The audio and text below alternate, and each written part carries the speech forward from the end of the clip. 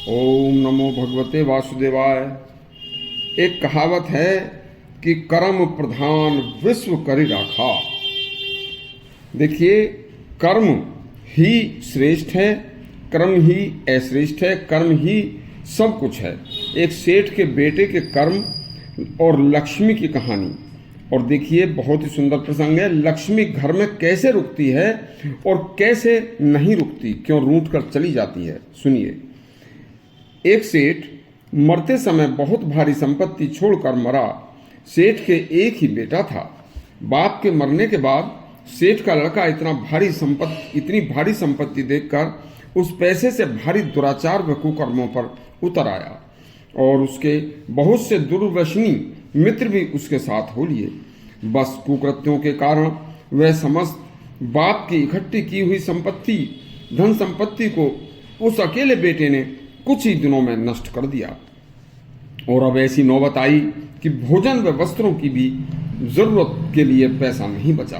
तो सेठ के लड़के की बहू अपने पति से बोली कि चलो जंगल से कुछ सूखी लकड़ियां लाकर और उन्हें सेठ लोगों के मोहल्ले में जाकर बेचकर चुपचाप कम से कम पेट भर लिया करेंगे।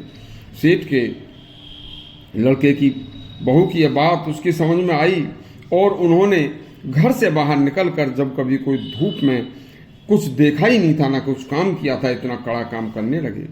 बस अपने कर्मों के कारण ऐसा मेहनत का कष्टदायी कार्य करना पड़ा। तो उन्होंने एक दिन दोपहर का समय था। सेठ का लड़का व उसकी पत्नी जंगल में एक बह रही नदी के किनारे पर बैठकर दुखी होकर थक हार कर रोने लग गए। और अचानक से उसी रास्ते से माता लक्ष्मी और कर्म देवता निकले जा रहे थे। तो उन दोनों का रोना सुनकर लक्ष्मी व कर्म देवता रुके और लक्ष्मी कर्म देवता से बोली, देखो कर्म, मेरे बिना इन दोनों के जीवन का क्या बुरा हाल है। मेरे बिना धन के किसी की हालत कैसी हो जाती है। देखिए, मेरे बिना मनुष्य का जीवन बेकार है। इतना सुनकर कर्म देवता हंसे और बोले, लक्ष्मी जी, सारा संसार मेरे बस में, यानी कि अपने अपने कर्म के बस में होकर कठपुतली की तरह नाच रहा है। कर्म देवता बोला, हे लक्ष्मी जी, तुम इसे कितना भी धन दे दो और धन बना दो, लेकिन मेरे बिना, यानी कि मेरे कर्म के बिना, यह अच्छा और बुरा इसके ऊपर निर्भर करेगा कि कर्म कैसा करे। देखिए, तभी इसका कल्याण होगा, क्योंकि मैं कर्म हूं और बड़ा हूं। लक्ष्मी जी बोले, देखो आज मैं इसे धनी बनाती हूं। घर जाते समय रास्ते में लक्ष्मी ने उनके रास्ते में आगे 2 लाल डाल दिए। सेठ का लड़का था, सब जानता था। लाल की कीमत समझकर उसने खुश होकर उसने अपनी ऊपर की जेब में दोनों लाल रख लिए। नदी के किनारे जा रहे थे। जैसे ही प्यास लगी तो उसने झुककर पानी पीने को जैसे ही झुका तो दोनों लाल जेब में से निकल कर नदी में गिर गए और उन्हें एक मछली ने खा लिया। दुखी मन से घर आए। अगले दिन फिर जंगल से लकड़ी लेने गए तो अगले दिन लक्ष्मी ने एक सच्चे मोती का हार उसके सामने डाल दिया। तो लड़के ने अपनी पगड़ी में उसे रख लिया और सोचा, चलो लकड़ी नहीं काटते आज, और बेचकर इस हार को बेचकर ही धन मिल जाएगा, चलो स्नान करके ही चलते हैं। तो उसने पगड़ी उतार कर नदी के किनारे पर रख दी। तो अचानक चील आई और उस हार को लेकर उड़ गई। उसी दिन अब क्या हुआ, दुखी होते हुए वो फिर घर चले गए।